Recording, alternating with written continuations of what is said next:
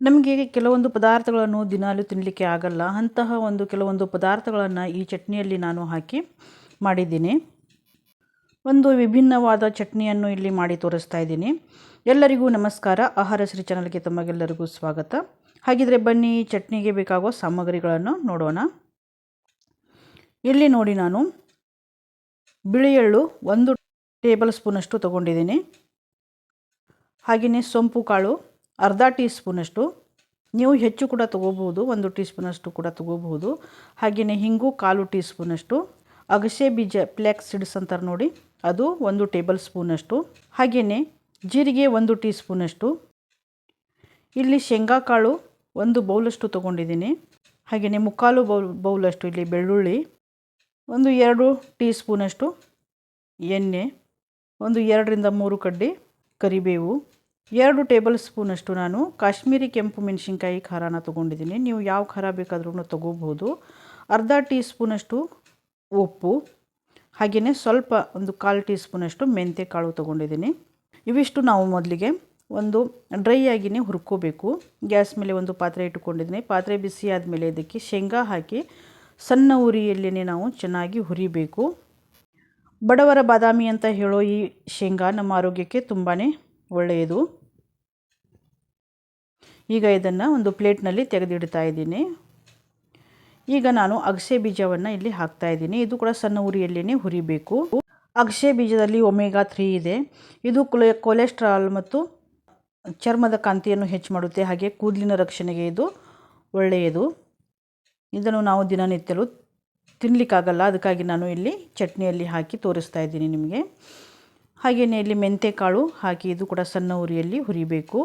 ಮೆಂತ್ಯ ಇದು ಜೀರ್ಣಕ್ರಿಯೆ ಮತ್ತು ಯೂರಿಕ್ ಆ್ಯಸಿಡನ್ನು ಕಡಿಮೆ ಮಾಡುತ್ತೆ ಮತ್ತು ಎದೆ ಹಾಲು ಕೂಡ ಹೆಚ್ಚು ಮಾಡುತ್ತೆ. ಇದನ್ನು ಕೂಡ ಒಂದು ಪ್ಲೇಟಿಗೆ ಈಗ ತೆಗೆದಿಡ್ತಾ ಇದ್ದೀನಿ. ಹಾಗೆಯೇ ಇಲ್ಲಿ ಜೀರಿಗೆಯನ್ನು ಹಾಕಿ ಇದು ಕೂಡ ಸಣ್ಣ ಉರಿಯಲ್ಲಿ ಹುರಿಬೇಕು. ಅದರ ಜೊತೆಗೆ ನಾನು ಸೊಂಪು ಕಾಳನ್ನು ಹಾಕಿ ಹುರ್ಕೊಳ್ತಾ ಇದ್ದೀನಿ.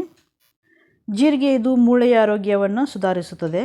ಹಾಗೆಯೇ ಸೊಂಪು ಅಜೀರ್ಣ ಮತ್ತು ತೂಕವನ್ನು ಇಳಿಸಲಿಕ್ಕೆ ಸಹಾಯ ಆಗುತ್ತೆ. ಈಗ ಇದು ಕೂಡ ಅದೇ ಪ್ಲೇಟಿಗೆ ತೆಗೆದಿಡ್ತಾ ಇದ್ದೀನಿ. ಹಾಗೆಯೇ ಇಲ್ಲಿ ಎಣ್ಣೆ ಹಾಕ್ತಾ ಇದ್ದೀನಿ ನಾನು. ಎಣ್ಣೆ ಬಿಸಿ ಆದಮೇಲೆ ಬೆಳ್ಳುಳ್ಳಿಯನ್ನು ಹಾಕಿ ಹುರ್ಕೊಳ್ತಾ ಇದ್ದೀನಿ. ಸ್ವಲ್ಪ ಕೆಂಪಾಗುವವರೆಗೂ ಹುರಿಬೇಕು.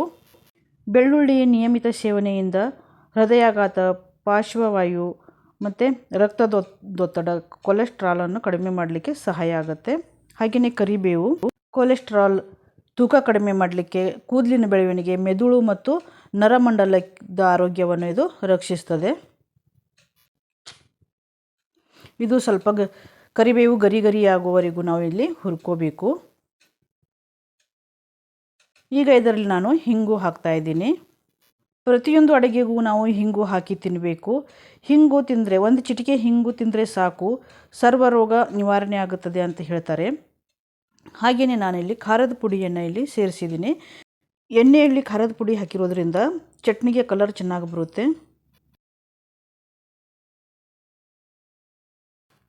ಈಗ ನೋಡಿ, ಇಲ್ಲಿ ಕರಿಬೇವು ಗರಿ ಆಗಿದೆ. ಇವಾಗ ಇದು ಆಗಿದೆ. ಇದನ್ನು ಕೆಳಗಿಳಿಸ್ಕೊಳ್ಳೋಣ. ಈಗ ಇಲ್ಲಿ ನೋಡಿ, ತಣ್ಣಗಾಗಲಿಕ್ಕೆ ಬಿಡಬೇಕು. ಇಲ್ಲಿ ಪ್ಲೇಟ್ನಲ್ಲಿ ಹಾಕಿಟ್ಕೊಂಡಿದ್ದೀನಿ. ಇಲ್ಲಿ ಶೇಂಗಾ ಬೀಜದ್ದು ಏನು ಸಿಪ್ಪೆ ಇದೆಯಲ್ಲ, ಅದನ್ನು ನೀವು ತೆಗಿಬಹುದು. ಇಲ್ಲಾಂದರೆ ಹಾಗೇನೂ ಕೂಡ ನೀವು ಅದನ್ನು ಯೂಸ್ ಮಾಡ್ಬೋದು. ನಾನಿಲ್ಲಿ ಇದು ಸಿಪ್ಪೆಯನ್ನು ತೆಗೆದು ನಾನಿಲ್ಲಿ ತೊಗೊಂಡಿದ್ದೀನಿ. ಈಗ ಇದನ್ನು ನಾವು ಮಿಕ್ಸಿ ಜಾರ್ನಲ್ಲಿ ಹಾಕಿ ಇದನ್ನು ನಾವು ಪೌಡ್ರ್ ಮಾಡ್ಕೋಬೇಕು. ಏಕದಮ್ ನೈಸಾಗಿ ಪೌಡ್ರ್ ಮಾಡಬಾರ್ದು, ಸ್ವಲ್ಪ ತರಿಯಾಗಿ ಮಾಡ್ಕೊಳ್ಳಿ. ಇಲ್ಲಿ ಸ್ವಲ್ಪ ಅರ್ಧ ಟೀ ಸ್ಪೂನಷ್ಟು ಉಪ್ಪು ಸೇರಿಸ್ತಾ ಇದ್ದೀನಿ. ಪ್ರತಿದಿನ ನಾವು ಈ ಚಟ್ನಿಯನ್ನು ತಿನ್ನೋದ್ರಿಂದ ನಮ್ಮ ಆರೋಗ್ಯವನ್ನು ನಾವು ಕಾಪಾಡ್ಕೋಬೋದು.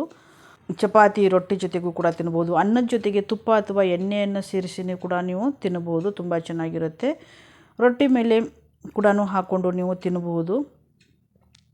ಇವಾಗ ನೋಡಿ, ಈ ರೀತಿಯಾಗಿ ನಾನು ಚಟ್ನಿ ಮಾಡ್ಕೊಂಡಿದ್ದೀನಿ. ಈಗ ಈ ಚಟ್ನಿಯನ್ನು ಒಂದು ಪ್ಲೇಟ್ನಲ್ಲಿ ಹಾಕಿ ಸ್ವಲ್ಪ ಆರಲಿಕ್ಕೆ ಬಿಡಬೇಕು. ಯಾಕೆಂದರೆ ನಾವು ಮಿಕ್ಸರ್ನಲ್ಲಿ ಹಾಕಿ ಪೌಡ್ರ್ ಮಾಡ್ಕೊಂಡಿದ್ದೀನಿ. ಇನ್ನೊಂದು ಅಂದರೆ ಮಿಕ್ಸರ್ನಲ್ಲಿ ನಾವು ಹಾಕುವಾಗ ಪಲ್ಸ್ ಮೋಡ್ನಲ್ಲಿ ಚಾಲು ಬಂದ್ ಮಾಡಿ ನೀವು ಪೌಡರನ್ನು ಮಾಡಿಕೊಳ್ಳಿ. ಹಾಗೆ ನೋಡಿ, ಇಲ್ಲಿ ನಾನು ರೊಟ್ಟಿ ಮೇಲೆ ಚಟ್ನಿ ಮತ್ತು ಸ್ವಲ್ಪ ಎಣ್ಣೆಯನ್ನು ಹಾಕಿ ಇದನ್ನು ಎಲ್ಲ ಕಡೆಗೂ ಹಚ್ಕೊಳ್ತಾ ಇದ್ದೀನಿ. ಈ ರೀತಿಯಾಗಿ ನೀವು ಹಚ್ಕೊಂಡು ತಿನ್ನಬಹುದು. ಈ ವಿಡಿಯೋ ನಿಮಗೆ ಇಷ್ಟ ಆಯಿತು ಅಂದರೆ ಒಂದು ಲೈಕ್ ಮಾಡಿ, ನಿಮ್ಮ ಅನಿಸಿಕೆಗಳನ್ನು ಕಮೆಂಟ್ ಮಾಡಿ. ಹಾಗೆಯೇ ಮುಂದೆ ಬರುವ ಸುಲಭದ ಅಡುಗೆಗಳನ್ನು ನೋಡಲಿಕ್ಕೆ ನನ್ನ ಚಾನಲ್ನ ಸಬ್ಸ್ಕ್ರೈಬ್ ಮಾಡಿ.